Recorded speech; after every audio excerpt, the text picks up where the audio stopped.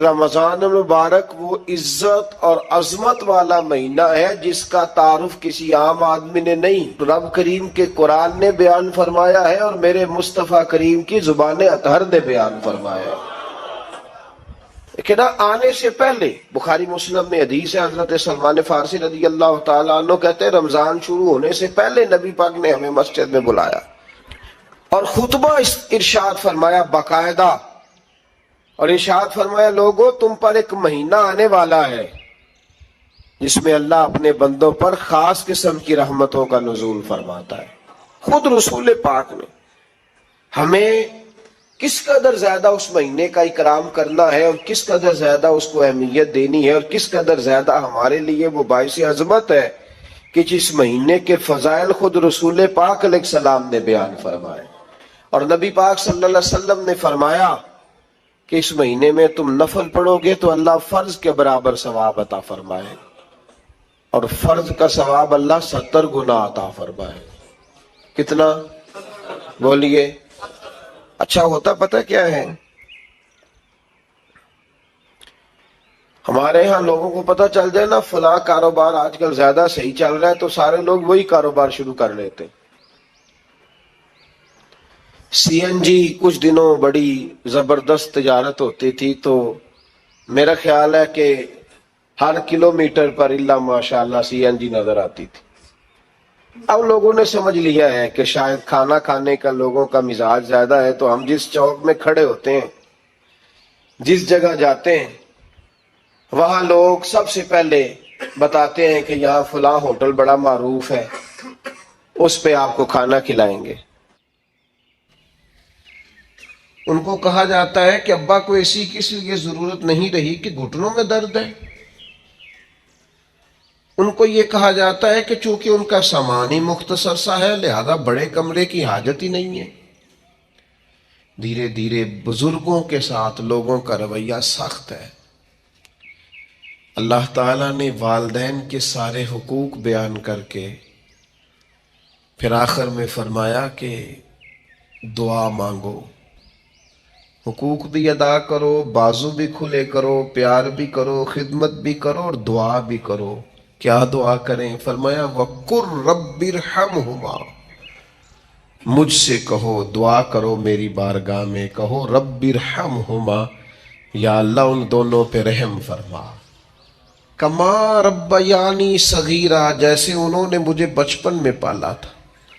ان کی خدمت کرو اور پھر میرے حضور ان کے لیے التجائیں بھی کرو۔ بوڑھوں کے لیے آج اگر اسلامی ممالک میں بھی اولڈ ہوم بنانے کی ضرورت پیش آ جائے، میں اللہ کے گھر میں بیٹھا ہوں، میں جمعے والے دن آپ سے مخاطب ہوں، میں آپ کو اپنا درد درس کرنے لگا ہوں، میں ضرورت محسوس کرنے لگ گیا ہوں کہ ہمیں ایک اولڈ ہاؤس بنانا چاہیے۔ جس تکلیف سے آ کے بوڑھے اپنی ببتا سنانے لگیں، جس درد سے آ کے وہ اپنی کمزوریوں کا اظہار کرنے لگیں، کبھی کبھی دل کرتا ہے کہ طلباء کے لیے بھی مدرسہ بنائیں اور کوئی 10 کمرے بوڑھوں کے لیے بھی بنا دیں۔ یہ دل کرنے لگا ہے، کیونکہ 6 بچے تھے اور اکیلا باپ ان کی ضروریات، پڑھائی، دوائی، کھانا، ان کی سیریں افورڈ کرتا تھا۔ کیا ہوا ہے؟ پھر 6 سارے مل کے بھی ایک باپ کا خرچ نہیں اٹھاتے، 6 مل کے بھی اماں کے ساتھ اپنا رشتہ استوار نہیں کرتے۔ اماں کدھر رہتی ہے؟ جب تک وہ اماں کا چھوٹے سے پیار ہے ادھر ہوتی ہے۔ واقعی ایسا ہی ہے؟ دل پر سوچ سمجھ کے بتا، بات یہی ہے کہ اس کا چھوٹے سے پیار ہے، یا تیرا یا تیری گھر والی کا رویہ ہی ٹھیک نہیں کہ وہ رہ سکے؟ یہ سچ بتا کہ واقعی وہ جو تو کہہ رہا ہے وہی ٹھیک ہے، یہ حقائق کچھ اور ہیں۔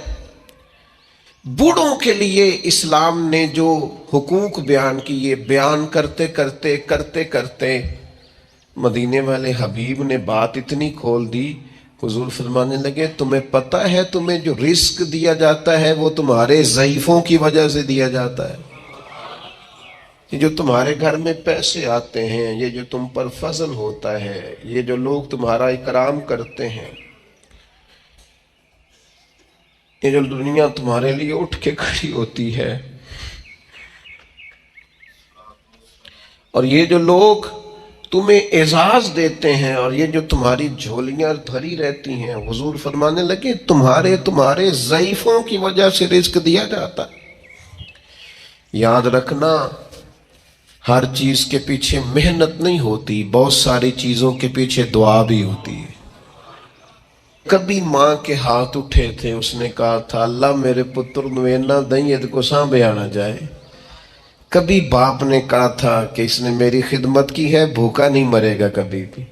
وہ کبھی جو التجا ہے، وہ دعا ہے، وہ جو برکت ہے تمہارے گھر میں، وہ جو بوڑھوں کے ساتھ تمہارا رویہ اعلیٰ ترین ہونا چاہیے، اس پر یار نئے سرے سے غور کرنے کی ضرورت پڑ گئی ہے۔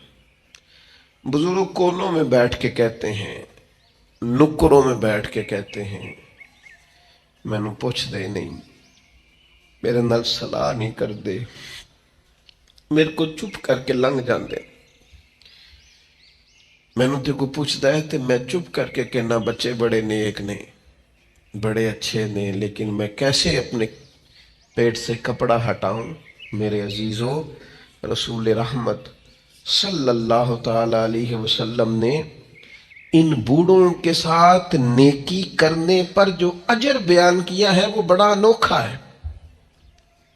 حضور نے بزرگوں کے ساتھ جو اکرام کرنے کے بعد اس کا نتیجہ بتایا ہے، اور جو انعام ملے گا کسی ضعیف آدمی کی خدمت کرنے پر، وہ انعام بڑا شاندار بیان کیا ہے۔ آپ کبھی ترمذی شریف کی اس حدیث پر غور کریں، میں عرض کرنے لگا ہوں تو انسان تو بڑی ساری روحانی عروج پہ چلا جائے کہ یار حد ہو گئی، اتنا بڑا انعام ملے گا۔ نبی کریم نے فرمایا اگر تو کسی بوڑھے کی اس کی بڑھاپے میں خدمت کرے گا نا، تو جب تو بوڑھا ہوگا تو اللہ تعالیٰ ایک جوان مقرر کرے گا جو تیری خدمت کرے گا۔ آپ نے خدمت کی، اور حضور فرماتے ہیں پھر اللہ ڈیوٹی لگائے گا بندے کی۔ آپ نے بوڑھے کی خدمت کی، اور جب آپ بوڑھے ہوئے تو آپ کی جو ذمہ داریاں تھیں وہ اللہ کے ذمہ کرم پہ چلی گئی۔ اللہ نے بندہ مقرر کیا ہے، اللہ نے۔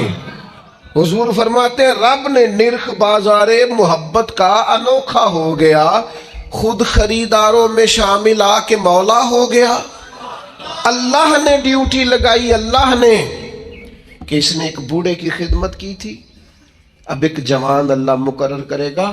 اور اس حدیث میں تصریح نہیں فرمائی، یہ ترمذی کی ہے، تصریح نہیں کی کہ وہ بیٹا ہی ہوگا، بھتیجے کی بھی ڈیوٹی لگ سکتی ہے، کسی شاگرد کی بھی لگ سکتی ہے، کسی گلی محلے میں بھی کسی کے دل میں اللہ بات ڈال دیتا ہے کہ تو اس کی خدمت کر، شرط یہ ہے کہ پہلے تو نوکری کر، ڈیوٹی کر۔ ہمارے دین نے بوڑھوں کے لیے گنجائش رکھی، نماز میں سجدہ ضروری ہے، قیام فرض ہے، لیکن اگر کوئی بوڑھا ہو گیا، ضعیف ہو گیا تو کہا کوئی حرج نہیں، بیٹھ کے پڑھ لو اللہ قبول کر لے گا، اشارے سے پڑھ لو اللہ قبول کر لے گا۔ تم اگر حج نہیں کر سکتے، صحت اجازت نہیں دیتی، فرض ہے، سرمایہ ہے، تو کسی کو بھیج کے کرا لو۔ جب اللہ تعالیٰ کمزوروں کے لیے اتنی گنجائش پیدا فرماتا ہے تو ہمارے دلوں میں بھی تو گنجائش ہونی چاہیے نا۔ ہمارے دلوں میں بھی عمر رسیدہ ہونا، عمر کا بڑا ہونا اعزاز ہے۔ کچھ نہ کریں، اپنے دل میں ان کا اکرام تو کریں۔ میں بعض ایسے کم نصیب لوگوں کو بھی جانتا ہوں جو بوڑھوں کا مذاق اڑاتے ہیں، ان کے ضعف کی وجہ سے اپنے لیے وہ ہنسنے کا سامان کرتے ہیں، ان کے منہ میں دانت نہیں رہے تو یہ اس بات کو بطور شغل کے اپنا لیتے ہیں، اٹھنا بیٹھنا ان کے لیے دشوار ہے تو یہ بعض بوڑھوں کو غصہ دلا کے چڑھا کے خوش ہوتے ہیں۔ نبی پاک علیہ السلام نے فرمایا جس نے 3 لوگوں کی عزت کی وہ سمجھے میں نے اپنے رب کی عزت کی، اللہ کا اکرام کیا۔ بخاری مسلم میں حدیث ہے، اللہ کا اکرام کیا۔ یا رسول اللہ کس کس کا؟ فرمایا جس نے عدل کرنے والے بادشاہ کی عزت کی وہ سمجھے میں نے اپنے رب کی عزت کی۔ اور جس بندے نے قرآن پاک کے عالم کی عزت کی، دین کے عالم کی عزت کی، وہ سمجھے میں نے رب کی عزت کی، اور فرمایا جس نے بوڑھے مسلمان کی عزت کی، سمجھے میں نے اپنے رب کی عزت کی ہے۔ اس اکرام کو آپ غور سے دیکھیے، یہ کتنا بڑا اعزاز ہے، یہ کتنی بڑی فضیلت ہے کہ اگر کسی بوڑھے کو، میں آپ سے عرض کروں، میں یہاں دوست مجھ سے ملتے ہیں تو بعض اوقات ان کو مرتب ہو کے کھڑا ہونا پڑتا ہے اور ایک کے بعد دوسرے کو آنا پڑتا ہے، تو میں اکثر دوستوں سے کہتا ہوں بزرگوں کو پہلے ملا لو۔ اس کی وجہ یہ ہوتی ہے کہ بوڑھے آدمی کے لیے کچھ زیادہ دیر کھڑا رہنا بھی مشکل ہوتا ہے، اور ان کے اعزاز کے بھی خلاف ہے، ان کی طبیعت کے بھی خلاف ہے کہ آپ ان کو آپ آگے بڑھ کے ملیں، کیا حرج ہے؟ آپ ان کی سفید داڑھی کا اکرام کریں جس کی اللہ بھی حیا فرماتا ہے، آپ اپنے سے عمر رسیدہ لوگوں کا اکرام کریں گے تو ان کی عزت تو ہوگی، آپ کی تربیت بھی نظر آئے گی۔ آپ کو لوگ دیکھ کے کہیں گے کہ ماں باپ نے سینچا ہے، اساتذہ نے توجہ دی ہے، مشائخ نے تربیت دی۔ آپ بزرگوں کے لیے اپنے جذبات کو نرم کریں، آپ ان کے حق میں اپنی رائے کو عمدہ کریں، آپ اپنے دل میں ان کے لیے گنجائش بنائیں، خدمت کے لیے آگے بڑھیں۔ ایک بوڑھے آدمی آئے حضور علیہ السلام کی عالی مرتبت بارگاہ میں، تو کچھ لوگوں نے انہیں جگہ دینے میں تھوڑی تاخیر کی، تو اللہ کے رسول نے تنبیہ فرمائی۔ نبی کریم علیہ السلام فرمانے لگے جو چھوٹوں پہ رحم نہ کرے اور بڑوں کا احترام نہ کرے وہ تو ہم میں سے ہے ہی نہیں۔ ہم نے تو سکھائی ہی رحمت کرنا ہے اور ہم نے تو بتایا ہی اکرام کرنا، تو جسے نہ چھوٹے پہ رحمت ہے، دیکھیں نا بڑوں کی بھی ڈیوٹیاں ہیں، ان کو بھی سختی سے منع کیا چھوٹوں پہ رحم کرنا، ان کو بھی تاکیداً منع فرمایا، اور چھوٹے سے کہا تم نے اس کا اکرام کرنا ہے۔ مجھے بتائیے کتنا حسین سنگم بنے گا، کتنا شستہ عمل بنے گا، اور کس قدر خوبصورت ماحول بنے گا۔ بڑا شفقت ہی کرتا جا رہا ہے اور چھوٹا احترام ہی کرتا جا رہا ہے۔ انداز کتنا انوکھا ہوگا، خوشبو کتنی پھیلے گی، ٹھنڈک کتنی ہوگی، اس کے اندر حسن کتنا چھلکے گا۔ تو میرے عزیز اپنے بزرگوں کا، ضعیف لوگوں کا کچھ اکرام کریں۔ بعض لوگ کہتے ہیں ابا جی سخت بڑے،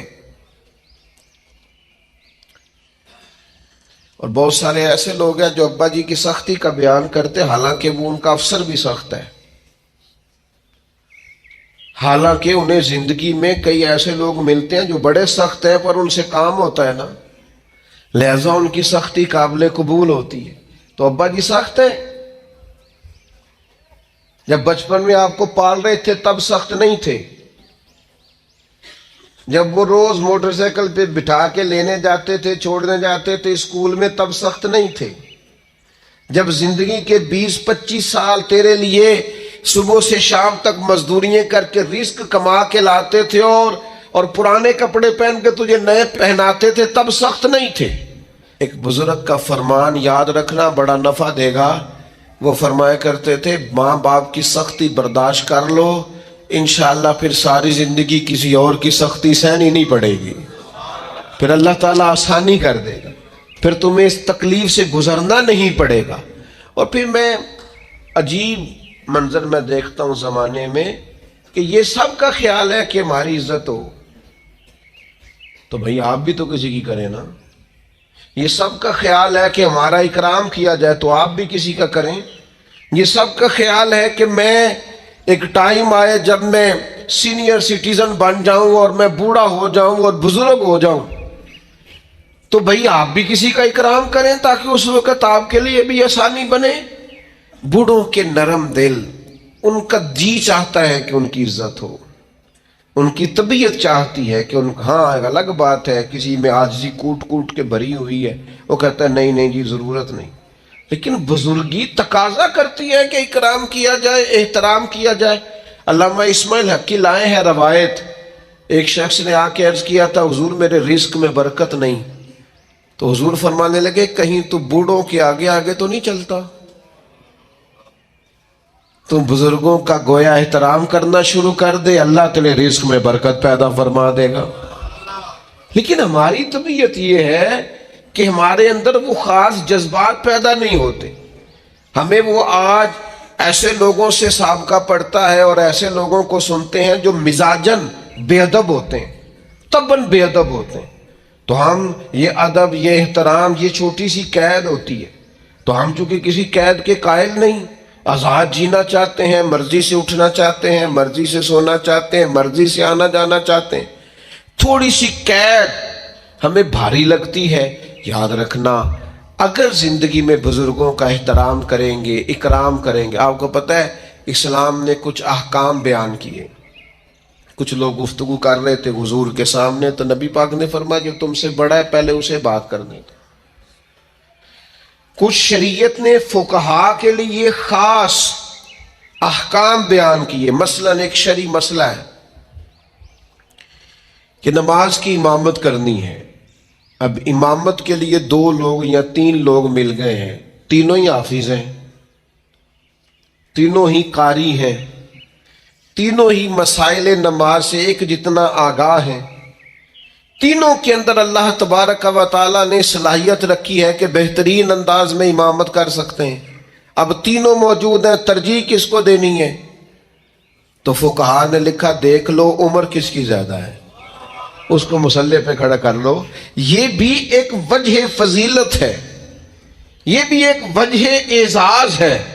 اور عشاق کی اپنی بات ہے، عاشق اپنے رنگ میں بات کرتے ہیں. ایک عاشق نے کہا مسئلہ اس طرح ہے کہ جس کا زمانہ ہم سے آگے ہے نا، اس کا زمانہ نبی پاک کے زمانے کے قریب ہے. تو ہم تو اس لیے بھی اکرام کرتے ہیں کہ اس کا زمانہ رسول پاک کے زمانے کے قریب.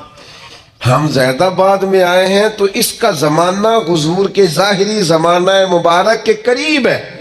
لہذا ہمارا عشق تقاضا کرتا ہے کہ جس کا زمانہ حضور کے زمانے کے نیڑے ہے ہم تو اس کا احترام کریں گے. تو آپ مجھے بتائیے جب اپنے سے سینئر کا اس لیے احترام کیا جا رہا ہے کہ اس کا زمانہ قریب ہے، تو پھر صحابہ کا کتنا کوئی احترام ہوگا، پھر اولاد رسول کا کتنا کوئی احترام ہوگا. صحابہ تو وہ صحابہ تھے جن کی ہر صبح ہی صبح عید ہوتی تھی، کیونکہ خدا کا قرب حاصل تھا، نبی کی دید ہوتی تھی.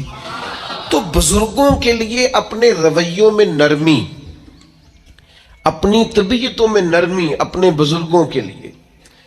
اور میں عرض کروں کہ انسان سب سے زیادہ قابل رحم بڑھاپے میں ہوتا ہے.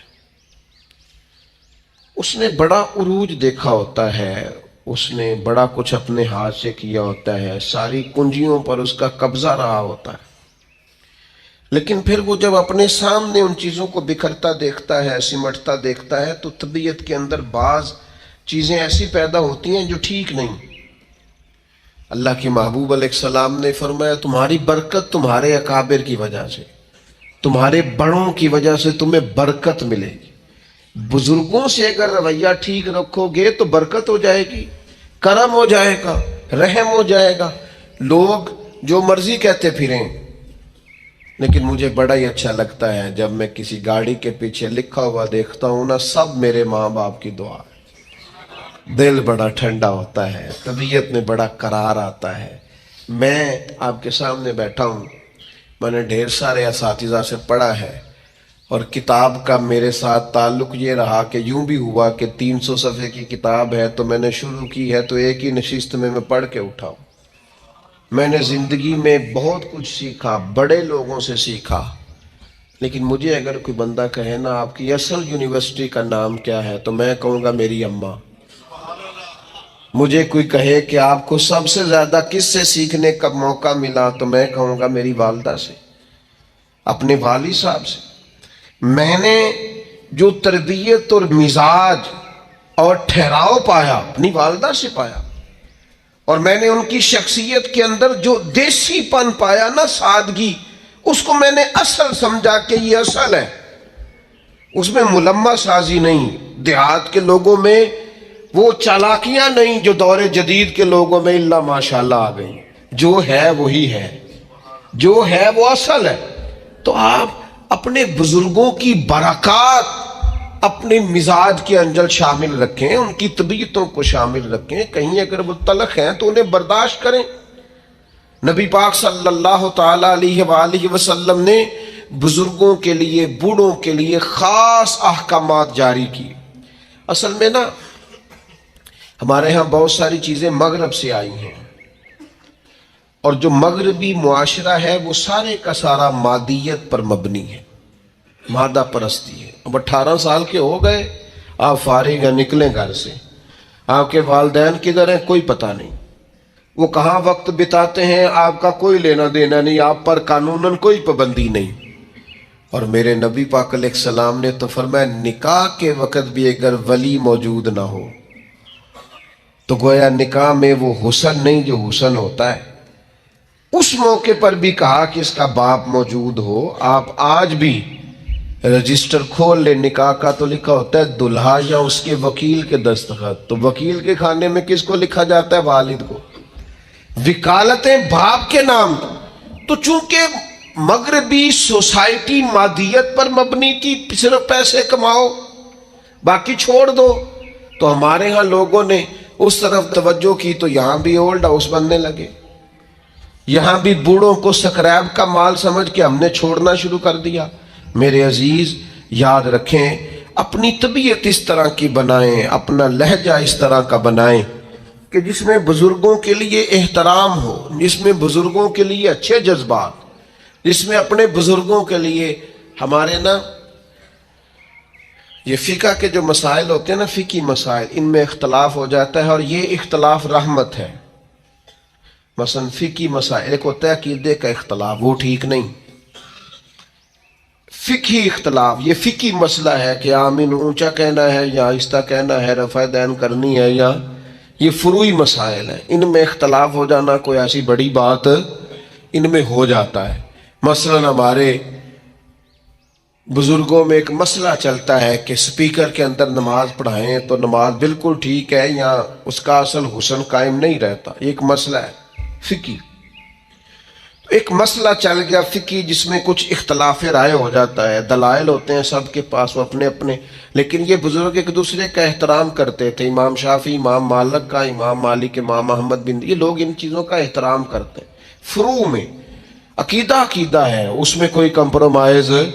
تو ہمارے ایک دوست تھے تو ان کا اس مسئلے میں موقف اور تھا، استاد صاحب کی رائے اور تھی، تو کچھ تھوڑا سا اختلاف پیدا ہوا، لیکن بڑے حسین لوگ تھے، اختلاف بھی احترام کے ساتھ کرتے تھے، اختلاف میں بھی وہ آداب نہیں چھوڑتے تھے۔ تو استاد صاحب نے بلایا، بلا کے کہا آپ یہ مسئلہ بیان کرتے ہیں؟ میں کرتا ہوں۔ تو کہا میری رائے تو یہ ہے۔ تو میں اپنے اس دوست کا قائل ہو گیا۔ استاد صاحب کہنے لگے میرے پاس یہ دلیل ہے، اور جس بندے کو تم نے مسئلہ بتایا مجھ سے پوچھ کے گیا تھا، اور میں نے تو یہ رائے دی ہے۔ تمہارے وہ کلاس فیلو کہنے لگے استاد صاحب میرے پاس دلیلیں بھی ہیں، اور آپ نے مجھے کتاب و سنت پڑھنے کا جو سلیقہ بتایا اس سلیقے کی روشنی میں مسائل بھی اخذ کر سکتا ہوں، دلیل بھی دے سکتا ہوں، لیکن چونکہ آپ میرے استاد ہیں، آپ جیسے حکم کریں میں ویسے رائے دینے کو بھی تیار ہوں، میں اڑوں گا نہیں، میں زید فقہی مسئلہ ہے، میری رائے اور ہے، آپ کی رائے اور ہے، لیکن برکت چونکہ بڑوں سے ہوتی ہے، بزرگوں سے ہوتی ہے، لہٰذا میں اپنی رائے چھوڑ دیتا ہوں۔ تو میرے بھائی ایک عالم دین دلائل رکھنے کے باوجود اگر اپنے استاد کے سامنے اپنی رائے چھوڑ کے استاد کی رائے پہ عمل کرتا ہے، چلو مہربانی کرو کبھی آپ بھی ابا جی کے سامنے اپنی رائے چھوڑ دو، کبھی آپ بھی کو ٹھیک ہے جس طرح آپ کہیں گے ویسے ہو جائے گا، آپ بھی کبھی تھوڑی دیر کے لیے اپنی رائے سے رجوع کر لیں، کوئی حرج والی بات نہیں ہے، کچھ بھی نہیں فرق پڑتا، کچھ بھی معاملہ نہیں ہوتا۔ ہمارے ایک دوست تھے، ایک اور بات یاد آ گئی، تو کہیں سفر پہ جانا تھا دوستوں نے سیر کے لیے کالج کے زمانے میں، تو انہوں نے پہلے وعدہ کیا پھر انہوں نے چھوڑ دیا، تو ان سے کہا کیوں نہیں جا رہے؟ کہنے لگے میری امی نہیں مانتی۔ تو نوجوان بچوں کے لیے تو یہ بڑا خطرناک جملہ، سب نے مذاق کیا، تو میں آیا تو مجھے آ کے کہنے لگے کہ جی وہ صاحب مکر گئے، کہنے میری امی نہیں مان لی، وہ تو امی تو بغیر قدم بھی نہیں چکتا، تو میں نے کہا خدا کے بندو طنز کر رہے ہو، اس کو تو بلاؤ، اس کی تو زیارت کرنی چاہیے، تو قابل زیارت آدمی ہے جو ماں کی بات مانتا ہے۔ ایک سحر ہے نا، کوئی ایسا مسئلہ تو نہیں۔ اس نے کہا امی کہتی ہے ابھی میں نہیں جانے دیتی، تو میں مان گیا ہوں۔ تو یہ قابل تحسین ہے کہ قابل تنقید ہے؟ آپ نے اسے تنقید کا باعث بنا لیا ہے۔ اپنے بزرگوں کے ساتھ، بڑوں کے ساتھ آپ کا لہجہ اکرام والا، احترام والا، محبت والا، اور آپ ادب کریں۔ آپ کوئی بھی ہیں، آپ احترام کریں، کوئی بھی ہیں آپ، اور احترام کے جذبات پیدا کریں۔ کچھ لوگوں کا اس لیے احترام کریں کہ وہ عالم ہیں، کچھ کا اس لیے احترام کریں کہ وہ بزرگ ہیں، کچھ کا اس لیے احترام کریں ہمارے والدین کے دوست ہیں، کچھ کا اس لیے احترام کریں کہ ہم نے ان سے پڑھا ہے، سیکھا ہے۔ احترام کے جذبات پیدا کریں۔ کتنی بڑی بات ہے کہ فتح مکہ کے موقع پر حضرت صدیق اکبر رضی اللہ تعالیٰ عنہ اپنے والد کو لے کے آئے۔ یا رسول اللہ میرے ابا جی کلمہ پڑھنے کو تیار ہو گئے۔ تو جناب صدیق اکبر کے والد بوڑھے بھی تھے، نابینا بھی تھے۔ وہ جیسے ہی حضور کی خدمت میں حاضر ہوئے، اللہ کے رسول اٹھ کے کھڑے ہو گئے، اور نبی کریم صلی اللہ تعالی علیہ وسلم نے فرمایا اے ابو بکر صدیق، اگر ان کا یہ سنو ذرا اور اس کا ذرا لطف لے کے دیکھو۔ حضور فرمانے لگے ابو بکر اگر ان کا کلمہ پڑھنے کا ارادہ بن گیا تھا تو یہ بوڑھے بھی تھے، ضعیف بھی تھے، پریشان مجبور تھے، اگر ان کا ارادہ بن گیا تھا تو ان کو تکلیف کیوں دی؟ مجھے بتاتے میں گھر آ کے کلمہ پڑھا جاتا، میں گھر آ جاتا، گویا کنواں پیاسے کے پاس آ جاتا، گویا رحمتیں قریب آ کے برستی، گویا محبوب کریم علیہ السلام کا کرم قریب آ کے چھلکتا۔ یہ بزرگ ہیں۔ اگر رسول پاک بزرگوں کا اتنا اکرام امت کو سکھاتے ہیں تو پھر بتاؤ ہمیں کتنا کو احترام کرنا چاہیے بڑوں، کس قدر زیادہ ہمارے دلوں میں جذبات ہونے چاہیے۔ اپنے بزرگوں کا اکرام کریں یار، ان کو مشورے میں رکھیں، ان سے بات چیت کریں، ان کے ساتھ وقت بتائیں۔ اماں کو فون کیا کرو گھر میں، کہا کرو آج میں نے نہیں روٹی کھانی جب تک آپ نہیں پکائیں گی، اس کی تو طبیعت ہی ٹھیک ہو جانی ہے بالکل۔ وہ مینو منڈے آکھیا ہے تسی مینو دیو آج میں ہی پکانی ہے، وہ آپ ٹھیک نہیں ہے، بیمار، اور نہ وہ فون آیا ہے انہیں کھانی نہیں، مینو پتہ ہے وہ۔ یہ آپ کریں اپنے بزرگوں کے ساتھ رویہ۔ آپ والد صاحب کو کہیں کہ آئیں آپ سے مشورہ کرنا ہے، اور آپ نے جو رائے دینی ہے میں نے وہ بے شک کہے کہ جناب میں بوڑھا ہوں، بیمار ہوں۔ یہ جو تھوڑا بہت پیر مانتے ہیں نا ہم، تھوڑا بہت پیر ابا جی کو بھی مان لے کوئی حرج نہیں، تھوڑا بہت مرشد اماں کو بھی مان لیں، کوئی حرج والی بات۔ یہ بھی بابا صاحب نے کہا ہے بلے شاہ آسمانی اڈ دیاں پڑھنا، جیڑا گھر بیٹھا انہوں پڑھیا ہی نہیں۔ کچھ تھوڑی سی توجہ نبی پاک علیہ السلام نے نا اپنے عمل کے ذریعے بڑوں کو، بزرگوں کو اعزاز دینے کا ہمیں طریقہ بتایا۔ بزرگوں کو اعزاز اپنی عملی سیرت کے ذریعے۔ حضرت ابو بکر صدیق بھی بیٹھے تھے، حضرت عمر بھی بیٹھے تھے، حضرت ابو عبیدہ بن جراح بھی بیٹھے تھے۔ حضرت ابو عبیدہ بن جراح ان سب سے عمر میں بڑے تھے۔ تو حضور کے پاس پانی تھا، کوئی مشروب تھا پینے کا، تو سرکار دینے لگے تو سب سے پہلے حضرت ابو عبیدہ بن جراح کو دیا۔ تو عرض کرنے لگے یا رسول اللہ آپ پہلے تو فرمایا آپ کی عمر زیادہ ہے، آپ ان سب سے سینئر ہیں، اور برکت بڑوں کے ساتھ ہوتی ہے، لہذا آپ کو اعزازاً پہلے دیا جا رہا ہے۔ تو میرے عزیز میں نے میرا کبھی کبھی دل کرتا ہے کہ میں نوجوانوں سے باقاعدہ اس بات پر تاکیداً ان سے وعدہ لوں کہ یار کچھ بھی ہو جائے نا، ماں باپ کے آگے اوف نہیں کرنا، چونکہ اللہ کا حکم ہے۔ اور جتنے بھی بزرگ آپ کو ملے نا، مہربانی کرو، ان کے دل بچوں سے بھی زیادہ نازک ہو جاتے، ان کو ٹائم دو، اعزاز دو۔ بعد میں ایسا پچھتاؤ گے کہ پھر زندگی میں نا کچھ چیزیں ایسی ہیں جو جتنا مرضی انسان اونچا اڑے ان چیزوں کو دوبارہ حاصل کر سکتا۔ نبی پاک جناب ام ایمن کی قدر کرتے، حضور حضرت حلیمہ کے آنے پہ کھڑے ہوئے، چادر اتار کے بچھائی، رضائی والد آئے تو اللہ کے رسول کھڑے ہوئے۔ نبی پاک صلی اللہ تعالی علیہ وسلم نے ان بڑوں کا اکرام کر کے جناب